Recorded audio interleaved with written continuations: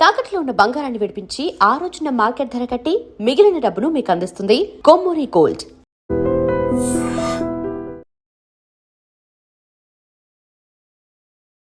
నమస్కారం, welcome to I dream. ధర్మ మార్గం విత్ విజిత కార్యక్రమానికి స్వాగతం.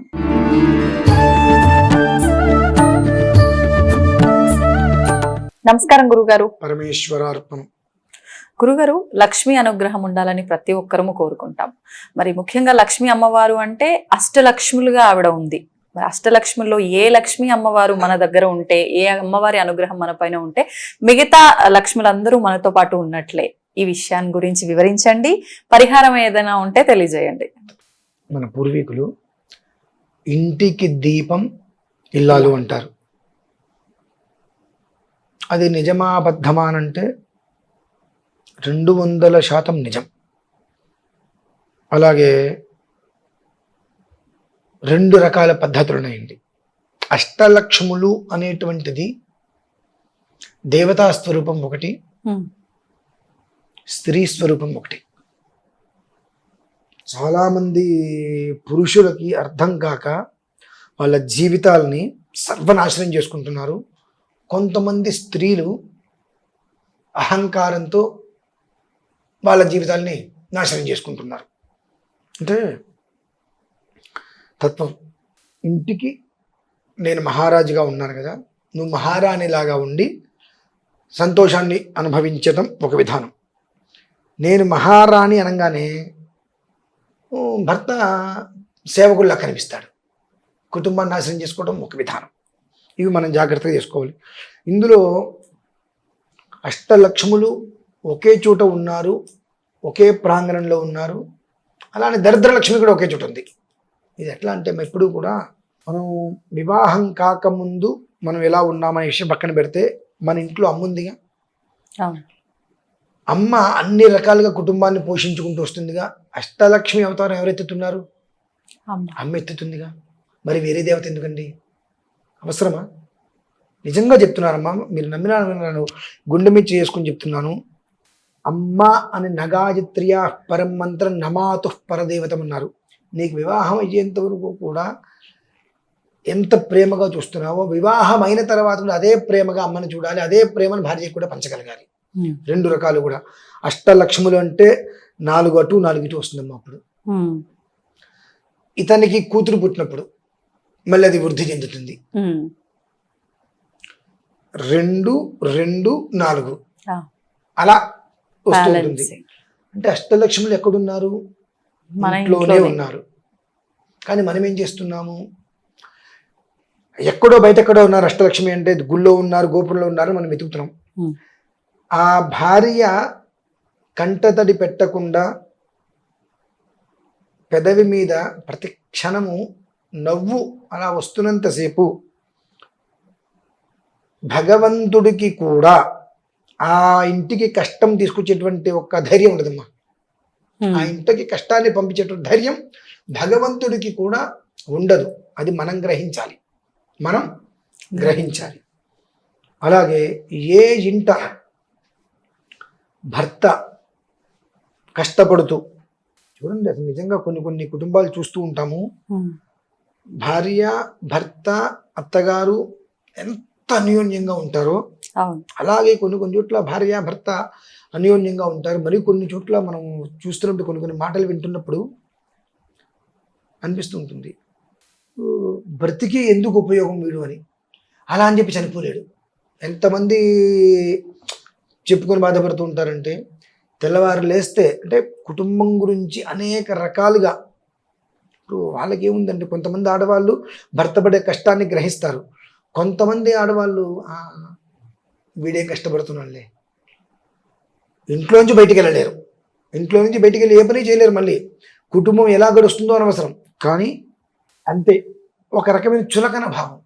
వీడు పడేటువంటి కష్టం అనేటువంటిది, బయటికి ఎలా వెళ్తున్నాడు, తింటున్నాడా తినట్లేదా, ఎలా ఉంటున్నాడు, ఎలా బయటికి వెళ్తున్నాడు, ఎక్కడ తిరుగుతున్నాడు, ఏ రకంగా చేస్తున్నాడు, ఎంత కష్టపడితే పిల్లవాడి ఫీజులు కడుతున్నాడు, ఇంటికి రెంట్లు కడుతున్నాడు, ఈఎంఐలు కావచ్చు, ఏదైనా సరే నెల తిరిగేటప్పటికి ఈ ఖర్చంతా కూడా అప్పు చేస్తున్నాడో సొప్పు చేస్తున్నాడో తల తాకట్టు పెడుతున్నాడో తెలియదు, ఎక్కడి నుంచి తీసుకొస్తున్నాడు అని చెప్పి ఆ మనిషిని ప్రేమగా ఇంట్లో అడుగు పెడితే బయట విషయం కష్టం తెలియకుండా మంచినీళ్ళు ఇచ్చి సేద తీర్చే వాళ్ళు కొంతమంది ఉన్నారు.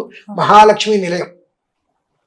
ఇంతకింత కష్టపడుతున్నప్పుడు కూడా ఏం చేస్తున్నాడు అని ఒక చులకన భావంతో చూసేటువంటి స్థితిలో నిత్యము కూడా దరిద్రం తాండవిస్తూ ఉంటుందండి.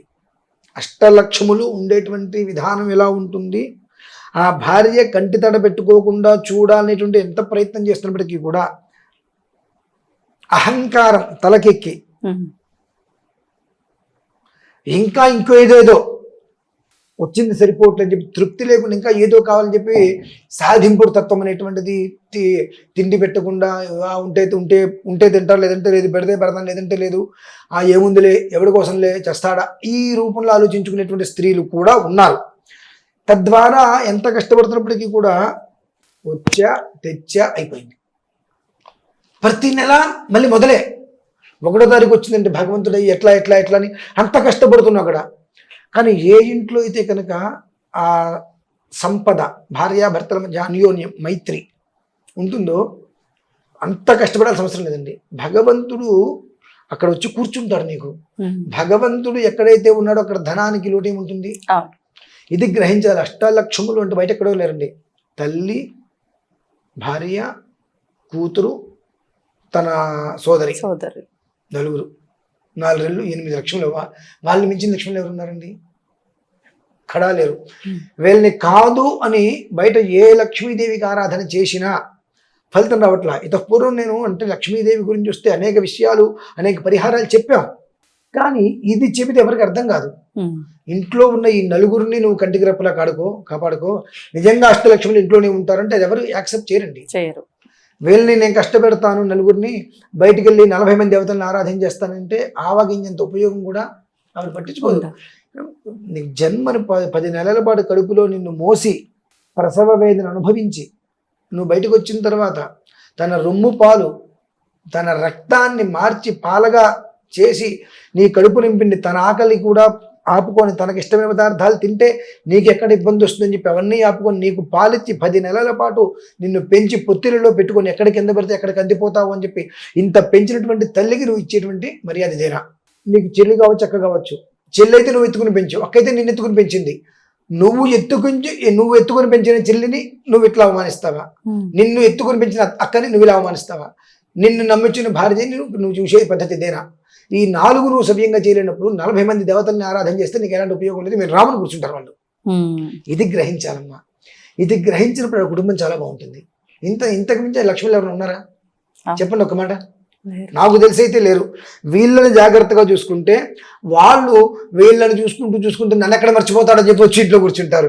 అరే ఒక్క రారా, నా కాలు పట్టుకోరా, నేను దిగే వాళ్ళు ఇక బదలాట మొదలు పెడతారు. ఉండవమ్మా, అక్కడ నాకు 8 మంది లక్ష్ములు ఇక్కడే ఉన్నారు, నా కూతురు ఉంది. అవునా? ఈ 4 ఉండగా ఇంకేం కావాలమ్మా? 5 ఇంకా ఇంకేం కావాలి చెప్పు మనకు. వీళ్ళని జాగ్రత్తగా చూసుకోగలిగితే పంచవర్ష ప్రణాళిక అని అంటారు. అంటే తల్లి స్త్రీయే, చెల్లి స్త్రీయే, భార్య స్త్రీయే, కూతురు స్త్రీయే. అంటే 5 2 అక్క చెల్లి 2 అన్నాం కాబట్టి వీళ్ళిద్దరు ఎవరైనా ఒకటే కాబట్టి ఈ 4 నువ్వు ధర్మంగా చూసుకున్నంత కాలము నువ్వు దేనికోసము బయటికి వెళ్ళి వెతకాల్సిన అవసరం లేకుండా అన్నీ వెతుక్కుంటూ నీ ఇంటిని వెతుక్కుంటూ వస్తాయి. కానీ ప్రతి ఇంట్లో కూడా మంచి చెడు 2 ఉంటాయి. ఎప్పుడైతే కనుక ఎంత కష్టపడుతున్నా పురుషుడు ఆ స్త్రీ కుటుంబాన్ని లెక్క చేయకుండా ఆ పురుషుణ్ణి పట్టించుకోకుండా తెచ్చాలే, ఉన్నాలే, పెట్టాలే, రకరకాలుగా ఈ స్థితిలో ఉంటుందో ఎప్పుడు నిరంతరము కూడా రేపటి కోసం ఆలోచించటమే. అలాగే ఏ పురుషుడైతే తన భార్యని ఇబ్బందులకు గురి చేస్తూ రకరకాల మాటలతో చిత్రహింసలు చేస్తూ రకరకాల అనరాని మాటలు అంటున్నప్పుడు ఆ ఇంట్లో కూడా అంతే ఉండదు. లక్ష్మీదేవి స్థిరంగా పరిపాలన కూడా ఉండదు. నిరంతరము నిత్య దరిద్రమే. ఎంత సంపాదించినా సమయానికి వచ్చేటికి ఏమి ఉండదు. కాబట్టి లక్ష్మి మనకి ఇంట్లో ఉండాలి అంటే ఈ 4 జాగ్రత్తగా చూసుకుంటే 40 మంది దేవతలు వచ్చేది. బాబా మావంకు గురించి చూడరా బాబు నువ్వు అని చెప్పి సంతోషంతో ఆనందంతో నీకు ఇంకా ఏం కావాలన్నా మేము ఇచ్చేస్తుంటాం. అప్పుడప్పుడు మావంకు కూర్చోడమని చెప్పి కోరుకుంటారు భగవంతుడు. కోపం వస్తుందేమో గురుగారు కొంతమందికి. కానివ్వండి, ఇప్పుడు ఎప్పుడు కూడా అమ్మ ఒక విషయం ఉన్నప్పుడు మంచి చెడు రెండు చెప్పగలగాలి. మంచి మాత్రమే చెప్పి ఆడవాళ్ళు మాత్రమే గొప్పవారు, మగవాళ్ళు వెధవలు అని చెప్పకూడదు. మగవాళ్ళు మాత్రమే వెధవలు, మగవాళ్ళు మాత్రమే మంచివాళ్ళు, ఆడవాళ్ళు పనికిమాలిన వాళ్ళని చెప్పకూడదు. రెండు వర్గాల వారు ఉన్నారు. ఆ రెండు తప్పేముంది? ఇప్పుడు కోపం ఎవరికి వస్తుందండి? ఆ నిజంగా అలా ఉన్నవాడికి కోపం వస్తుంది. అలా లేకుండా ప్రేమగా సంతోషంగా కుటుంబంతో కలిసిమెలిసి కష్టమైన నష్టమైన ఉందామనుకునేటువంటి వ్యక్తి కోపం రాదు. నిజంగా అమ్మాయి కోపం వచ్చినా అబ్బాయి కోపం వచ్చినా ఆ తత్వంలో ఉన్న వాళ్ళకి కోపం వస్తుంది. కోపం వచ్చిందంటే వాళ్ళకి అర్థం కావాలి, నేను ఈ తత్వంలోనే ఉన్నా కదా అని వాళ్ళకి అప్పుడైనా మార్పు రావాలని నేను కోరుకుంటా. అంతే. అది. ధన్యవాదాలు గురుగారు. పరమేశ్వరార్పణం. తవ్వండి, తవ్వుతూనే శివలింగం. పరమాత్మకు జీవా సరే దాన్ని అట్లా కప్పేసేయండి, చూపించదండి. Krishna is there.